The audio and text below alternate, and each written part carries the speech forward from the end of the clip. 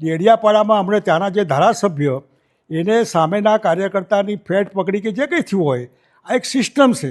એ સિસ્ટમમાં તમે જો એની સામે 307 લગાવો, માણસને મારી નાખવાનો કાયદો ગુનો આ તમે જો એમાં દાખલ કરો એ પણ બરાબર નહીં.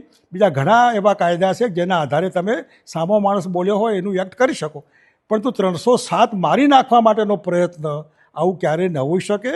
જાહેર જીવનમાં આ તો ચાલ્યા કરવાનું. એટલે મહેરબાની કરીને આવા કાયદા એ કાયદાની તમે ડિવેલ્યુએશન કરી જાઓ.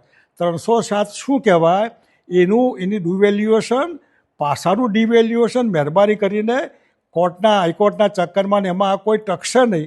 એટલા માટે આ કાયદાનો દુરુપયોગ બંધ કરો અને સારી રીતે રાજકીય કિન્નાખોરી ન થાય અને સ્પોર્ટ્સમેન સ્પિરિટથી એકબીજાનો હિસાબ કિતાબ થાય તો સારું. પણ મહેરબાની કરીને આ બંને કેસમાં 307 રદ કરો અને અમારા જાડેજા સાહેબનો પાસાનો કાયદો પણ રદ કરો તો સારું રહેશે. આટલું મારે સરકારને કહેવાનું છે.